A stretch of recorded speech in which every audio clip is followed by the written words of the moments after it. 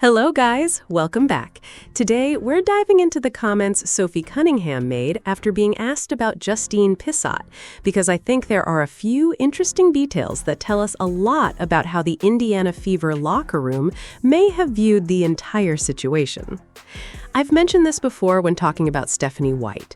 If you're looking at it strictly from Stephanie White's perspective, the easiest outcome would have been if Justine Pissott had been a terrible teammate, a locker room problem, or simply not good enough to deserve a roster spot. That would have made every decision much easier to defend. But based on everything we've seen, that doesn't appear to be what happened. Instead, it looks like Justine Pissott was simply a young player with ambition. She wanted an opportunity to prove herself and earn more than about $700 a week. That's not an unreasonable goal for a professional athlete trying to establish a career. What makes the situation more frustrating is that the Indiana Fever had multiple opportunities to activate Justine Pissott while Damiris Dantas was unavailable. For the opening stretch of the season, they chose to carry only 11 active players instead of giving Justine Pissott that opportunity. Reports suggest that decision cost her approximately $18,000 in salary, which is a meaningful amount of money for any rookie. Then, everything changed. As soon as Caitlin Clark or Sophie Cunningham became unavailable, the Indiana Fever immediately activated Bree Hall, explaining that she was a better positional replacement. That's where many fans started asking questions. Earlier in the season, when the roster had room, why wasn't Justine Pissott given that same chance? Why wasn't she rewarded with those game checks? Whether you agree with every decision or not, it's understandable why Justine Pissott may have felt disappointed. From her perspective, those opportunities represented valuable experience, important income, and a chance to prove she belonged in the WNBA. Now, let's hear exactly what Sophie Cunningham had to say about Justine Pissott.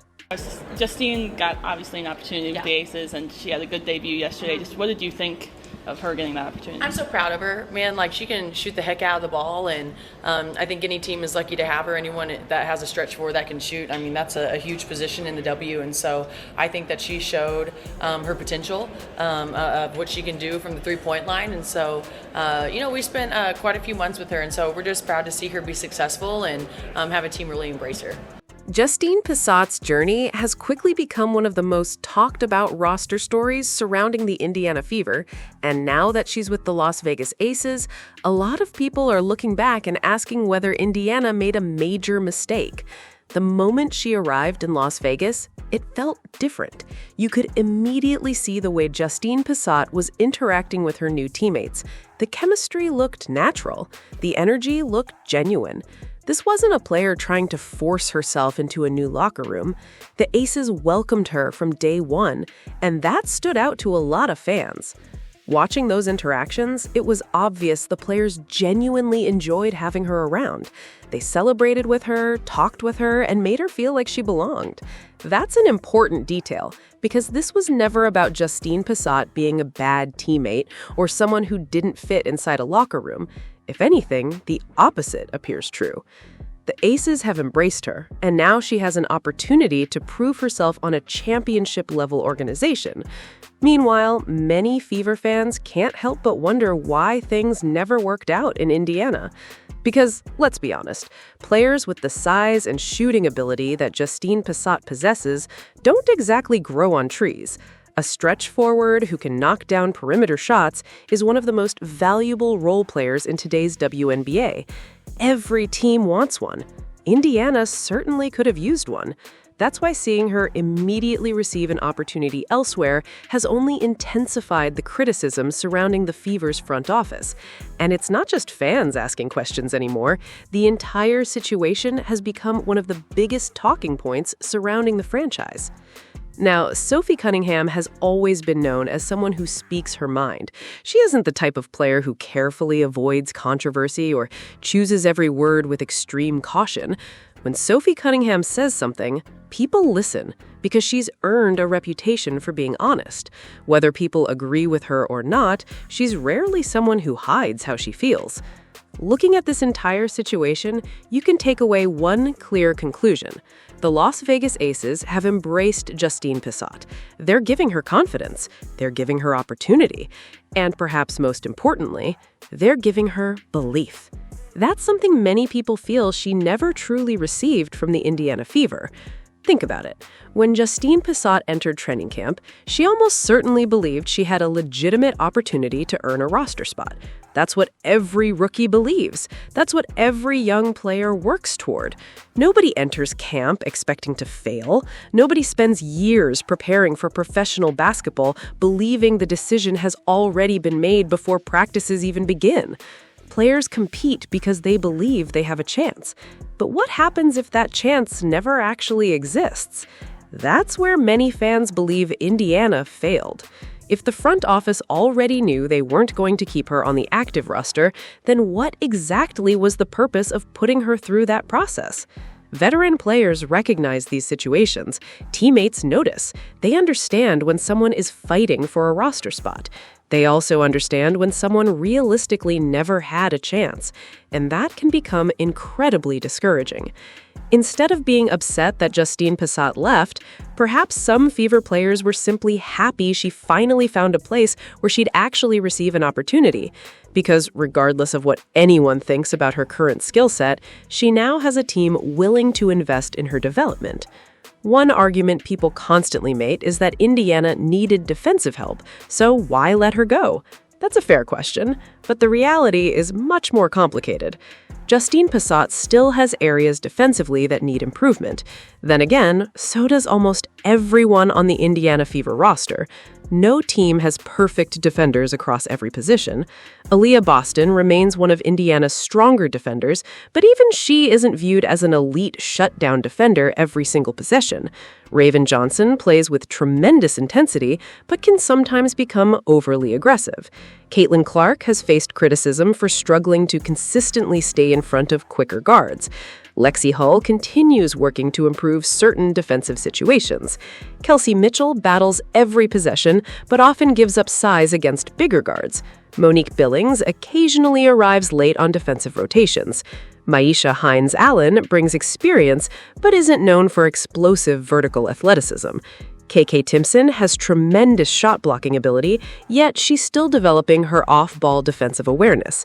Every player has strengths. Every player has weaknesses. That's simply basketball. Which raises another interesting point.